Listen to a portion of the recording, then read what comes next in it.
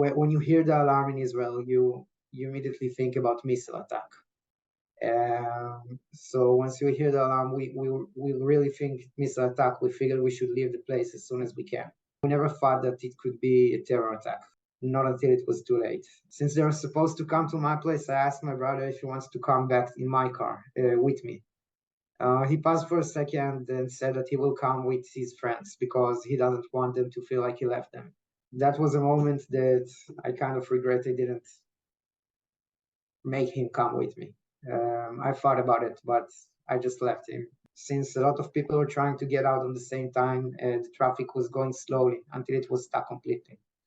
I was surrounded by cars. We didn't know the cars were stuck because terrorists have already closed the exit and disguised their cops. After a couple of minutes that we were stuck, a massive round of bullets just started from all over. It was from our front and from the back. And we couldn't see the terrorists yet, but we could hear the bullets whistles and the bullets hitting cars around us. And there was a total chaos that started. People ran both ways, screaming and crying.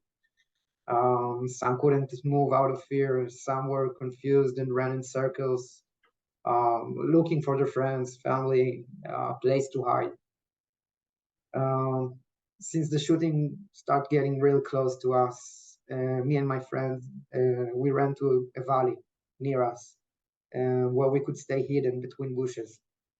So on our first hideout, I called my brother, and he told me that they are taking also covers, and they were with the security force, and they were okay at the moment. They were with 4 cops taking covers, really next to where the shooting are.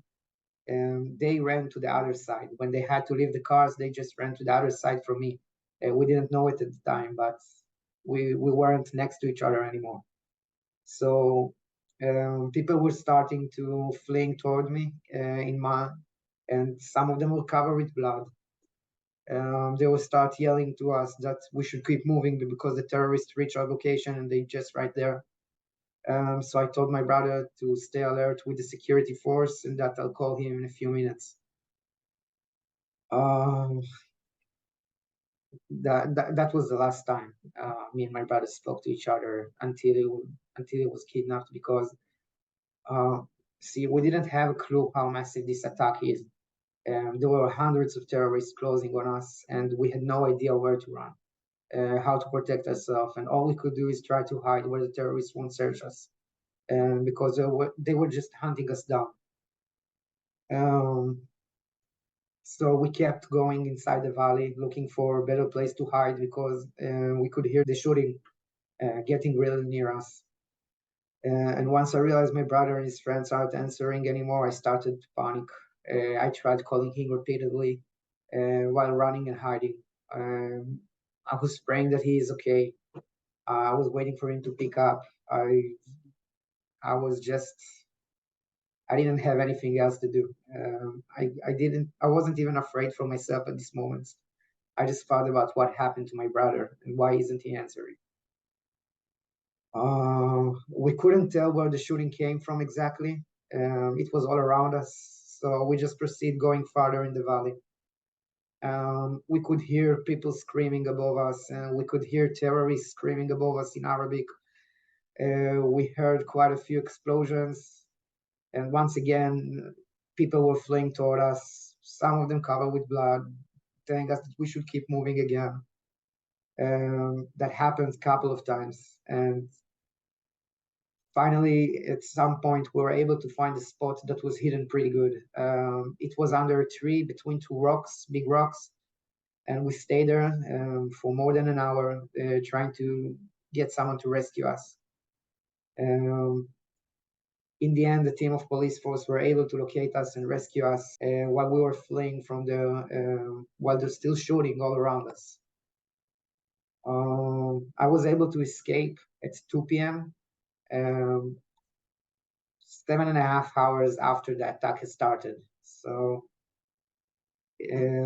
on that time, I was already waited for my brother to answer me. I was trying to reach him for 4 hours, and I really worried that something happened to him.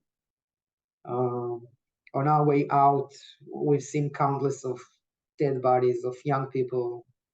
Some were burned, some were corrupted, some were in even worse condition to death. These are all people that came to celebrate life in spiritual festival.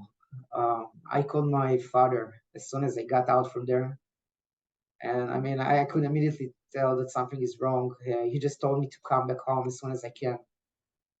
He sounded broken. So I asked him to tell me if he knows anything about my brother, Guy. And he told me that he was kidnapped and that there is a video of him being hostage. And that the video already came at 12 p.m., which 2 hours before I could get out of there. My parents didn't tell me because they were afraid that that it will break me while I'm fleeing.